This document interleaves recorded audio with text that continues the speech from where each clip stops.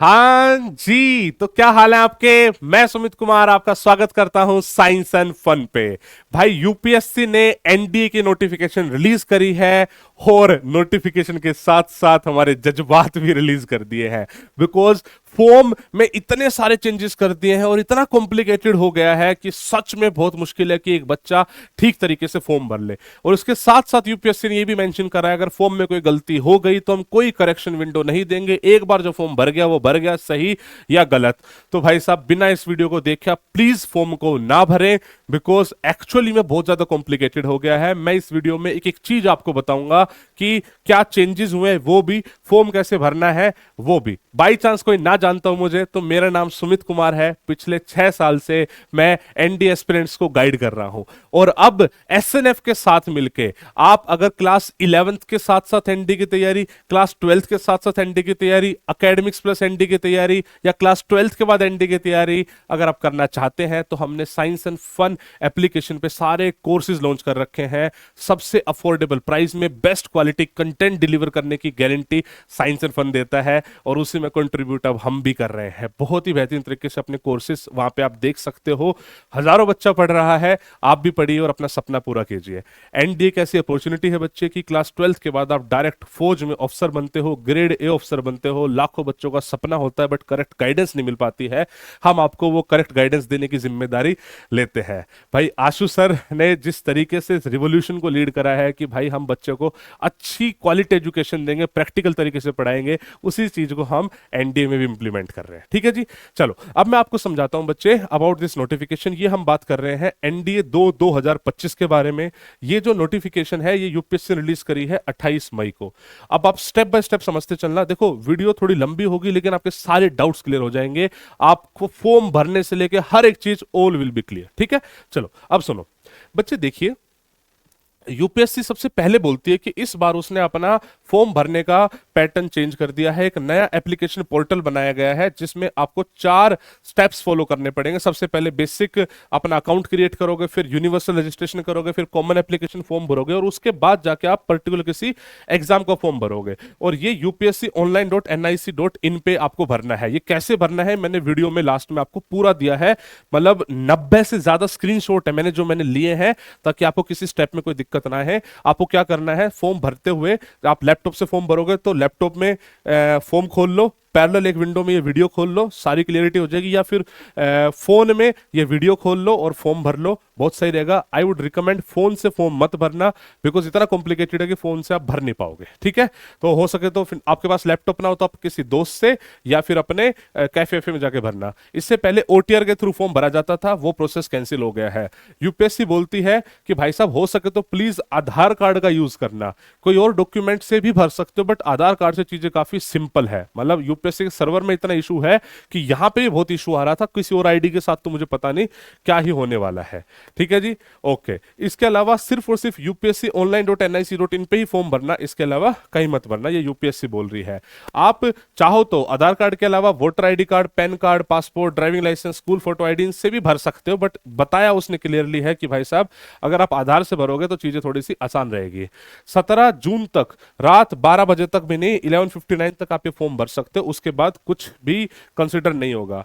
अच्छा, जब आप पेपर देते थे काफी बार यूपीएससी से गलत क्वेश्चंस हो जाते थे, आपको लगता था गलत क्वेश्चन है, तो इस बार यूपीएससी ने क्या करा है, एक अलग से पोर्टल बना दिया कि जब आपका पेपर हो जाएगा उसके बाद आप क्वेश्चन की रिप्रेजेंटेशन दे सकते हो ताकि किसी के मन में कोई डाउट ना रह जाए। एक हेल्पलाइन नंबर भी लॉन्च करा है यूपीएससी ने, बिकॉज इतनी सब चीजें चेंज हुई है तो हेल्पलाइन नंबर लॉन्च कर दिया है। कितने इस पे फोन कॉल्स उठेंगे इस पे मुझे डाउट है, बट ये लॉन्च करा है यूपीएससी ने कि भाई ये 28 से लेकर 17 जून तक हम इस चीज पे हेल्प करेंगे आपको। ठीक है, ओके। अब मैं और भी बहुत सारी चीजें हैं मैं आपको बताता हूँ।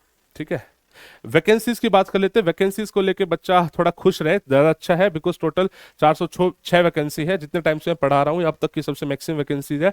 और बॉयज की वैकेंसीज कंपेरेटिवली इस बार ज्यादा है, 381 बॉयज की है, 25 गर्ल्स की है और डिस्ट्रीब्यूशन यहाँ पे लिखा हुआ है। हर बार अराउंड 400 ही आते हैं। इस बार एक और चेंज यूपीएससी करेगा कि भाई साहब अभी तक एक कंबाइंड मेरिट लिस्ट निकलती थी बॉयज एंड गर्ल्स की, अब बॉयज के अलग निकलेगी, गर्ल्स के अलग निकलेगी। जैसे सीडीएस में होता था वो सब सेम चीज अब एनडीए में बच्चे होने लग जाएगी, एकदम अलग अलग वो मेरिट लिस्ट निकल कर आएगी सामने।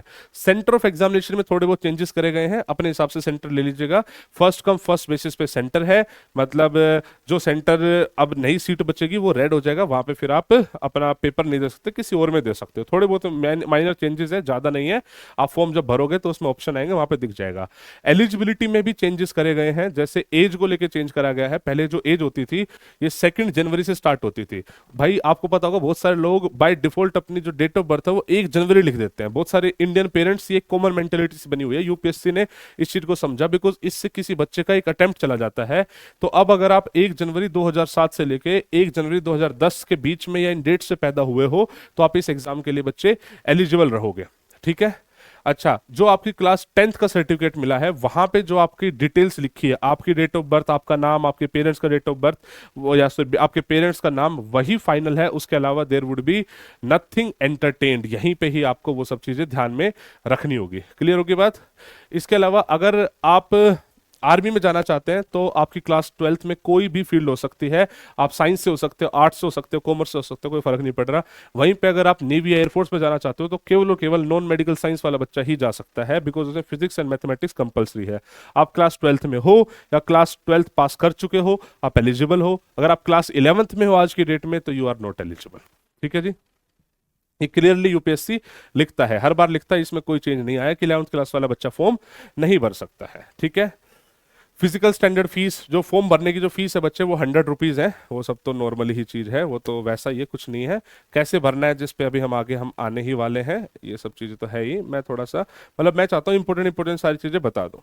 हाँ, अच्छा, एक और चीज है भाई, इस बार यूपीएससी ने स्पेसिफिकली बहुत सारी इंस्ट्रक्शन दी है। बोल रहा है कि अगर आपने कुछ एप्लीकेशन में डिटेल भरी है, अगर आपने वो गलत भरी है पर्पजली, या आपने जब आप एग्जाम देने गए हो तो आपने सेंटर में कोई भी ऐसी एक्टिविटी करी है जिससे जो मतलब वहां का माहौल खराब हो रहा है, आपने चीटिंग करने की कोशिश करी है, आप जो वहां पे स्टाफ है उसको परेशान कर रहे हो, किसी टाइप की कोई भी एक्टिविटी अगर बच्चा करता है तो आपको सीधा उस एग्जाम से डिबार्ड करेंगे और परमानेंट डिबार्ड भी कर सकते हैं। और कोई भी मिस इन्फॉर्मेशन आपने दी है तो आपके खिलाफ स्ट्रिक्ट एक्शन लिया जाएगा, ये सब लिखा है। इसके अलावा जो भी आप सर्टिफिकेट्स वगैरह, जैसे अगर आपको कास्ट का सर्टिफिकेट है, सब कुछ है, तो आपको वो मतलब सही देने की जिम्मेदारी करनी है। उसमें किसी टाइप की कोई भी धांधलेबाजी मिली तो यूपीएससी आपको सीधा बैन कर देगा। ये क्लियरली लिख रहा है यूपीएससी, मतलब ये मैं नहीं कह रहा हूं, ये यूपीएससी ने पहली बार लिखा है। इससे पहले यूपीएससी ने ऐसी बातें कभी नहीं करी जैसी बातें इस बार करी गई है। बहुत ही खतरनाक हुआ है। यहां तक भी बोल दिया, पता आपको, कि अगर कोई यूपीएससी में बंदा है, आपको कहीं से पता लग गया कि ये बंदा यूपीएससी में जॉब कर रहा है और आपने उसको अप्रोच करने की कोशिश करी तो भी आपको यूपीएससी बैन कर सकती है। मतलब इतना ज्यादा स्ट्रिक्ट हो गई है। अच्छा अच्छा, एक बात और होती है, बहुत बार क्या होता है, किसी किसी बच्चे का एडमिट कार्ड नहीं आता, एडमिट कार्ड में कोई इशू हो जाता है, उसको पता नहीं लगता कि मैं कहां से क्या अप्रोच करूं। तो यूपीएससी ने क्लियरली बोल दिया है, अगर आपकी फर्स्ट चॉइस आर्मी है तो आपको इस एड्रेस पे अप्रोच करना है, फर्स्ट चॉइस नेवी है तो इस एड्रेस पे अप्रोच करना है, फर्स्ट चॉइस एयरफोर्स है तो इस एड्रेस पे अप्रोच करना है। अभी तक ऐसी इन्फॉर्मेशन यूपीएससी नहीं देता था, अब दे रहा है कि भाई आपको ये चीजें करनी है। और हेल्प डेस्क नंबर भी है, आप उन पे बातचीत कर सकते हो। अगर आपका सपोज करो एडमिट कार्ड नहीं आया है, कभी किसी वजह से हो जाता है ना कि आपके एडमिट कार्ड में फोटो गलत आ गई है, किसी और का एडमिट कार्ड आपके रोल नंबर पे आ रहा है, कुछ भी इस टाइप की इंफॉर्मेशन होती है तो आप अप्रोच कर सकते हो। प्रॉपर चैनल बनाए हैं विद दीज इंफॉर्मेशन। ठीक है, ओके। इसके अलावा बाद की प्रोसेस भी चेंज कर दी गई है। जब आपका रिटर्न हो जाता है उसके बाद आपको एसएसबी के लिए अपनी प्रोफाइल बनानी होती थी। तो पहले ज्वाइन इंडियन आर्मी .nic.in पे बनती थी, बट अब अगर आपने नेवी एज फर्स्ट चॉइस रखी है तो ज्वाइन इंडियन नेवी .nic.in पे बनेगी। आर्मी और एयरफोर्स है तो वही ज्वाइन इंडियन आर्मी पे बनेगी। ये चीज यूपीएससी ने इसी बार चेंज करी है, इससे पहले ये चीजें कभी चेंज नहीं करी थी। आपने सीपीएसएस दे रखा है नहीं दे रखा। सीपीएसएस क्या होता है कि पायलट बनने के लिए टेस्ट होता है जो जीवन में एक ही बार दे सकते हो, उसकी भी कंप्लीट डिटेल है कि आपने दे रखा है तो आप इस फॉर्म में भी उस चीज को भरोगे। ठीक है जी, क्लियर होगी बात। इसके अलावा और भी बहुत सारी चीजें हैं कि अगर आप पहले एकेडमी ज्वाइन कर रखे हो और आपको बाहर निकाला गया तो दोबारा आप नहीं आ सकते। एग्जामिनेशन पैटर्न में कोई चेंज नहीं करा गया है, वही है 2.5 घंटे के 2 एग्जाम है, मैथ्स एंड जीएटी। मैथ्स का पेपर 300 नंबर का, जीएटी 600 नंबर का, जिसमें दोनों में आपको इंडिविजुअली भी पास आउट होना है और ओवरऑल भी पास होना है। 90 मार्क्स का रिटर्न पेपर होगा, जो बच्चा क्लियर कर लेगा उसको फिर second stage that is SSB के लिए बुलाया जाएगा, जो एसएसबी में रिकमेंड हो जाएगा। मेरिट के बाद वो अकेडमी ज्वाइन करता है और अफसर बनता है। और चलो ये तो होगी नोटिफिकेशन में चेंजेस की बात। अब नेक्स्ट स्टेप है कि फॉर्म कैसे भरना है। अपना अपना लॉगिन पोर्टल खोल लो और फिर इस वीडियो को अब रोक रोक के देखना, तब आप क्लियरिटी के साथ देख पाओगे कि कैसे फॉर्म को भरना है। और बैचेस के बारे में मैंने बता दिया था, तो आप साइंस एंड फन के ऐप में जाके बैचेस देख सकते हो कि कौन कौन से बैचेस हमारे आ रखे हैं। अफोर्डेबल बैच है सारे, बहुत अच्छा आपको लगेगा। ठीक है, और बस आप फॉर्म भरिए। ऑल द बेस्ट बच्चे। हाँ जी, हम आ गए हैं upsconline.nic.in की वेबसाइट पे। पूरी की पूरी वेबसाइट एकदम नई बनी है, इसी वजह से ये सारा झमेला हो रखा है, राइट। तो आपको upsconline.nic.in पे आ जाना है। मैं अब बताता हूँ, मैंने पूरा पूरा फॉर्म भर लिया है, तो स्टेप बाय स्टेप आपको दिखा रहा हूँ कि क्या क्या आपसे पूछा गया होगा, हर एक चीज प्लीज ध्यान से देखना। आप वीडियो को रोक के अगर हो सके तो फॉर्म को भरना, समझ रहे हो। जैसे आप अपना पैरेलली एक और विंडो में या फिर लैपटॉप में अपना फॉर्म खोल लीजिए और आप फोन से ये वीडियो देखते रहिए, तो स्टेप बाय स्टेप थोड़ा सा इजी हो जाएगा। तो सबसे पहले तो जब आप यूपीएससी ऑनलाइन लिखोगे ना गूगल पे, तो बहुत सारी वेबसाइट्स आएंगी, पुरानी भी आएंगी। तो आपको upsconline.nic.in पे आना है। जो मैंने अभी वेबसाइट खोल के दिखाई वैसी ही दिखेगी। इसमें बेसिकली 4 स्टेप है, 1 2 3 4। आप जब तक पहले 3 स्टेप पूरे नहीं करोगे, जब तक फाइनल स्टेप पे नहीं आ पाओगे। तो सबसे पहला स्टेप है क्रिएट अकाउंट एंड लॉगिन, जो यहाँ पे आपको दिख रहा है, that is create account and login. आपको ये दिख रहा होगा यहाँ पे। तो आपको यहाँ पे सबसे पहले अकाउंट क्रिएट करना पड़ेगा। उससे पहले आपको इंस्ट्रक्शन सारी समझनी पड़ेगी, जो बहुत ही बेसिक है, कुछ नहीं। फिर आप यहाँ पे क्लिक कर दीजिए और प्रोसीड फॉर अकाउंट क्रिएशन कर दीजिए। जब आप ये करोगे तो आपकी बेसिकली मेल आईडी मांगेगा, दोबारा मांगेगा, आपका कैप्चा मांगेगा, और उसके बाद आपकी मेल आईडी पे एक ओटीपी आएगा। जब आप ये सब कर दोगे, यहाँ पे टिक कर दोगे, गेट ओटीपी पे क्लिक कर दोगे, ओटीपी फिल कर दोगे, तो आपकी मेल आईडी वेरीफाई हो जाएगी। सेम प्रोसेस आपका मोबाइल नंबर में होगा। मोबाइल नंबर मांगेगा, दोबारा मांगेगा, कैप्चा मांगेगा, आप इस पे क्लिक कीजिए, ओटीपी आएगा, ओटीपी फिल कर दोगे तो आपका मोबाइल नंबर वेरीफाई हो जाएगा। भाई साहब प्लीज एक बात का ध्यान रखना, जो ये आपकी मेल आईडी और मोबाइल नंबर है, ये परमानेंट होना चाहिए, इसको आप चेंज ना कीजिए। जब आपका रिटर्न क्लियर हो जाता है, उसके बाद एसएसबी में ये बहुत बड़ी दिक्कत क्रिएट करता है। और जितना कॉम्प्लिकेटेड सिस्टम आज की डेट में यूपीएससी ने बना दिया है, मतलब मैं समझ ही नहीं पा रहा हूं कि आगे जाके किस तरीके से बच्चा फॉर्म भरेगा। तो प्लीज प्लीज प्लीज, आपकी जो मेल आईडी है और आपका जो फोन नंबर है, दैट शुड बी परमानेंट, और उसमें कोई चेंज नहीं होना चाहिए। उसके बाद आपको अपना पासवर्ड बनाना है अपनी प्रोफाइल का। सबसे इजी मेथड होगा, आप अपनी मेल एंड पासवर्ड से लॉगिन करो, उससे मल्टीपल विंडो में भी लॉगिन हो जा रहा है।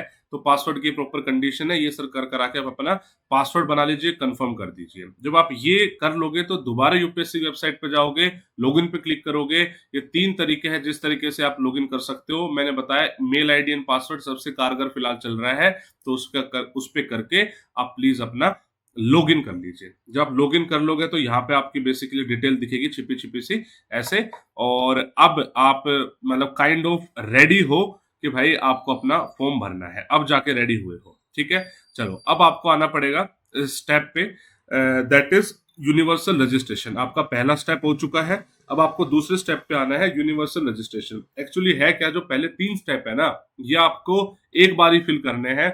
चौथा स्टेप फिर आपको, मतलब जैसे अगली बार सपोज करो एनडीए का फॉर्म भरोगे तो सीधा चौथा स्टेप ही फिल करना है। पहले 3 स्टेप कॉमन है जो आपको एक बार फिल करने पड़ेंगे।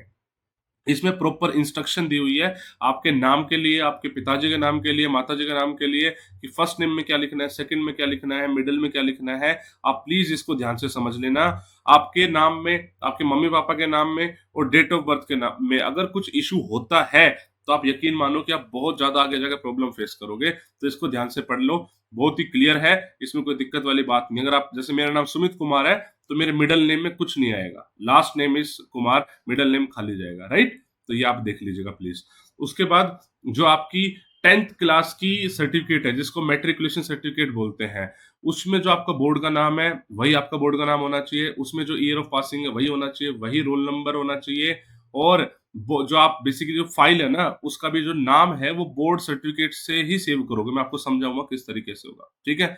अगर बात कर ले आधार की, तो आपके पास एक एक्टिव आधार कार्ड होना चाहिए और उस पे लिंक होना चाहिए मोबाइल नंबर, बिकॉज उसी पे ओटीपी आएगा। अगर बाई चांस आपके पास ये फैसिलिटी नहीं है, तो आपको फिर दूसरी किसी आईडी से करना पड़ेगा, कोई भाई गवर्नमेंट आईडी या फिर जो भी, आपको उससे करना पड़ेगा।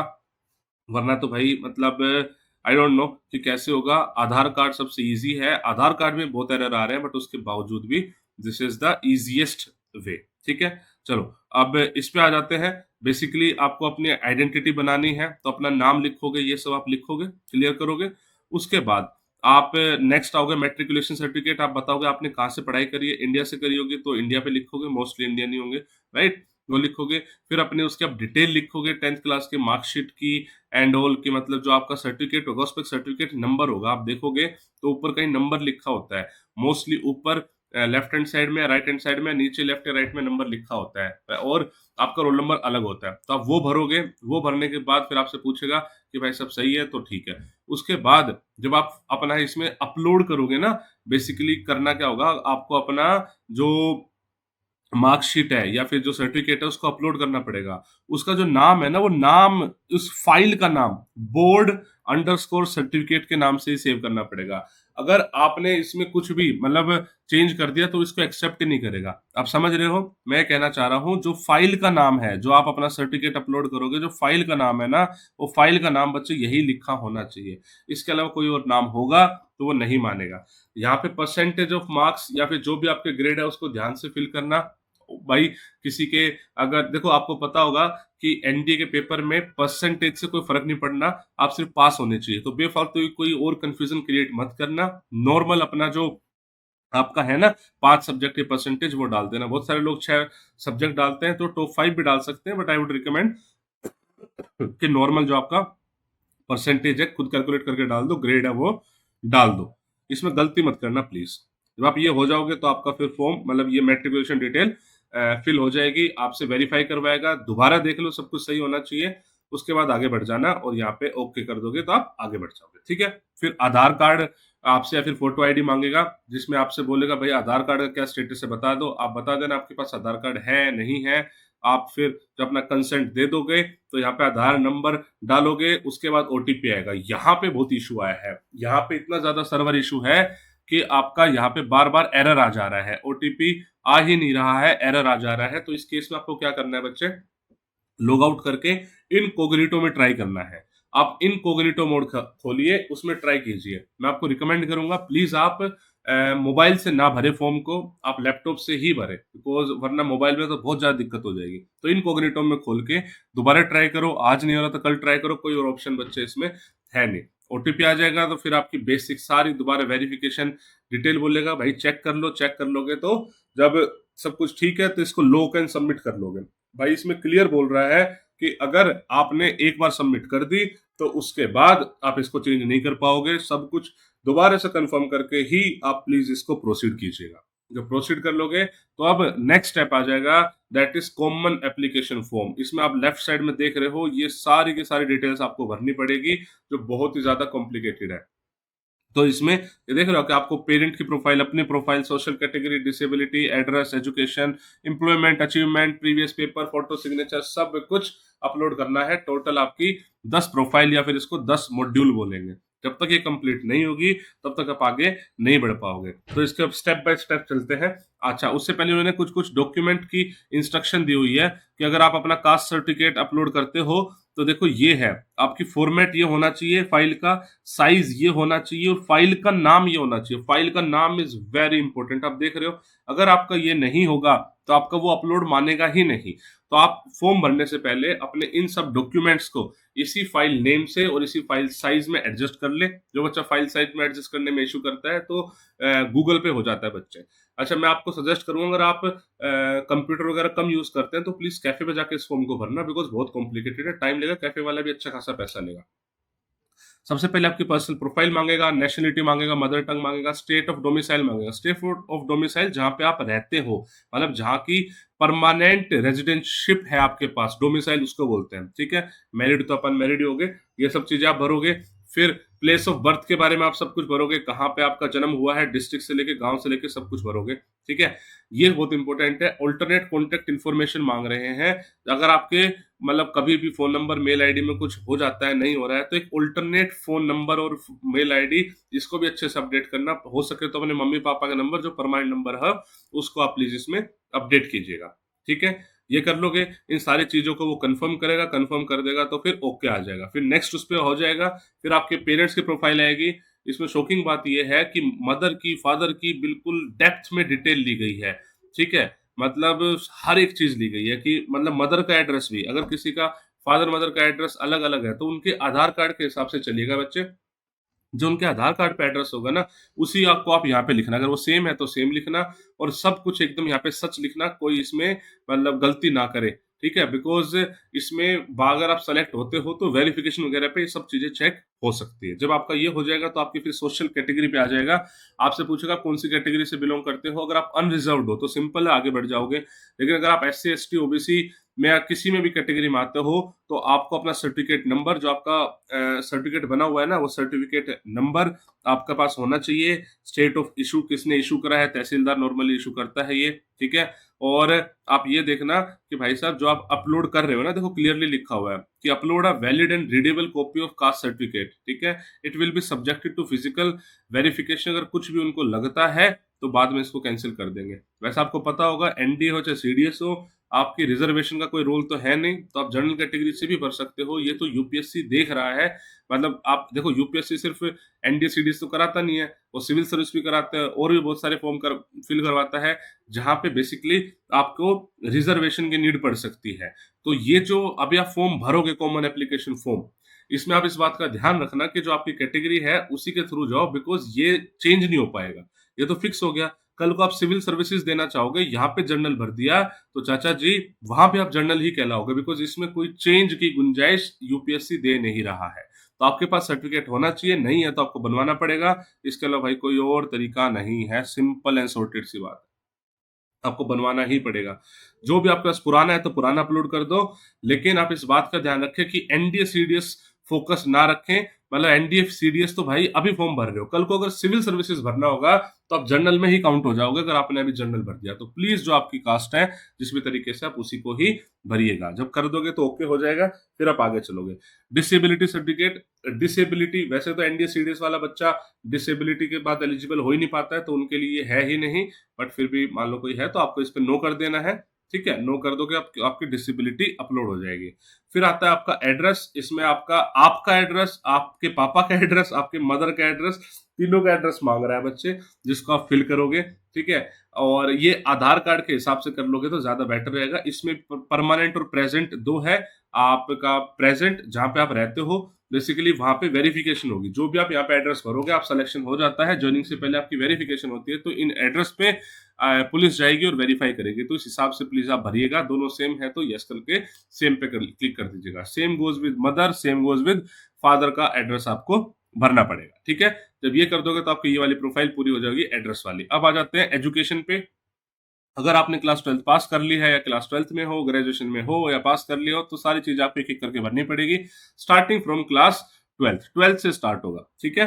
तो आप क्लास 12 का करोगे तो उसमें आपसे पूछेगा कि भाई कौन सा लेवल है, अपीयरिंग हो या पास हो, कौन से स्कूल से पढ़े हो, कंप्लीट स्कूल का नाम लिखना, एग्जामिनेशन बोर्ड सेलेक्ट करना, अपने जो सब्जेक्ट है उनको कॉमा डाल डाल के लिखना, और डेट ऑफ ज्वाइनिंग। जैसे अगर आप क्लास 12 में हो तो क्लास 12 में कब आए थे, तो एक अप्रोक्सीमेट डेट चलेगी और एक एक्सपेक्टेड डेट चलेगी जब आपकी कंप्लीट हो जाएगी। जो बच्चा क्लास 12 अपीयरिंग है तो अपने अपने हिसाब से 30 अप्रैल, 5-6 मई कुछ भी डाल सकता है, कि जब तक उनके पेपर कंप्लीट हो जाएंगे।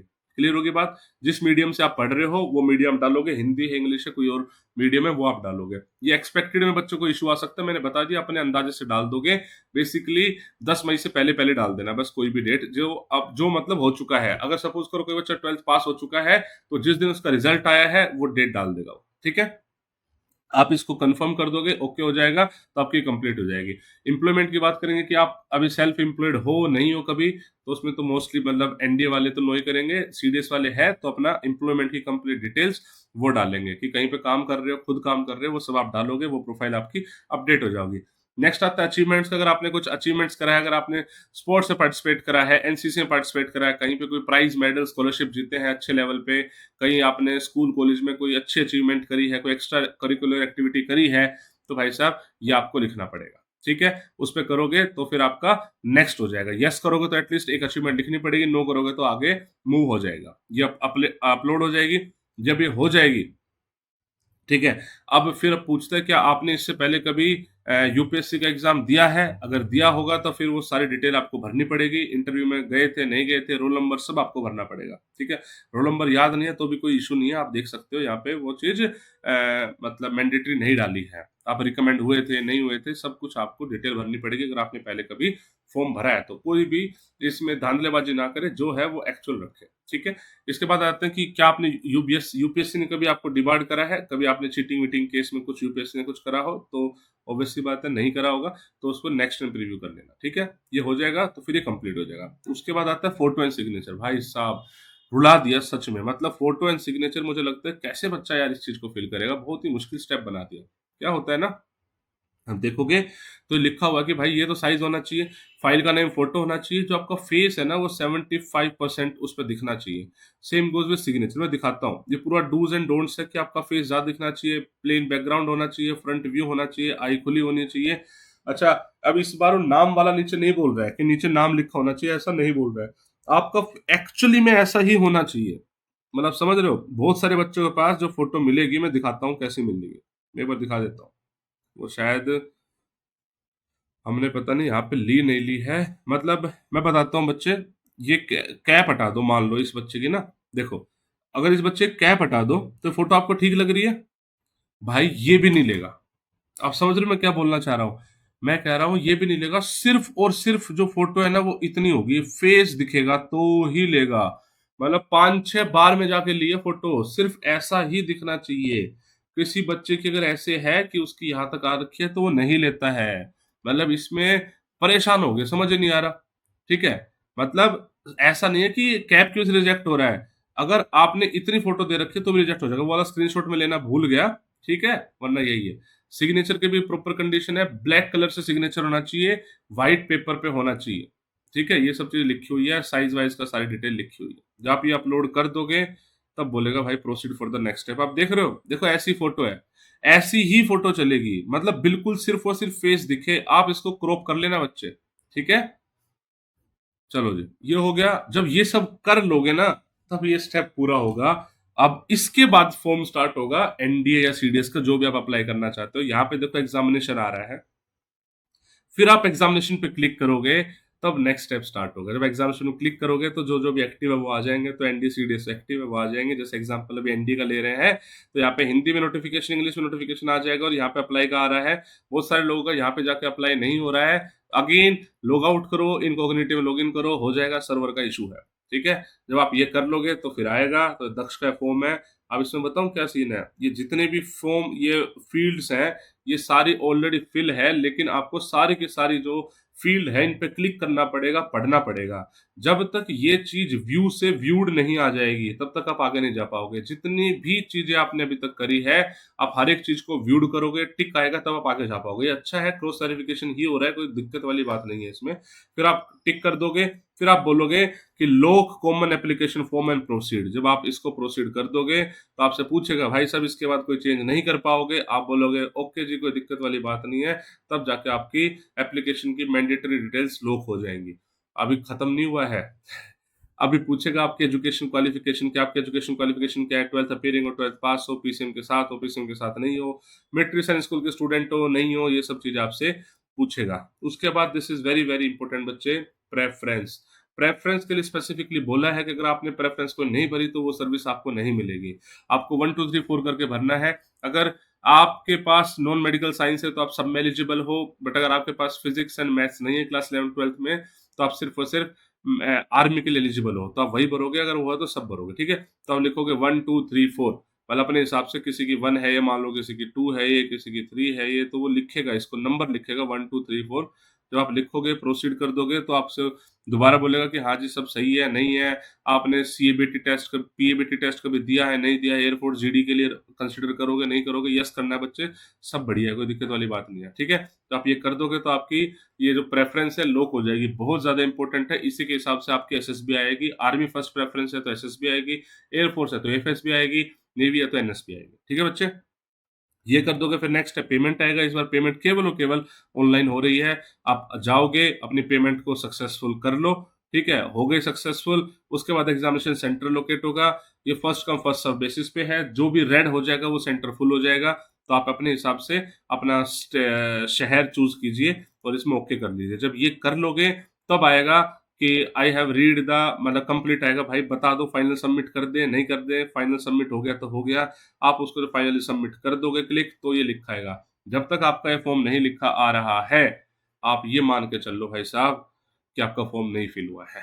बहुत ही कॉम्प्लिकेटेड प्रोसेस है। मैं उम्मीद करता हूं कि आपको ये वाली पूरी प्रोसेस समझ में आई होगी।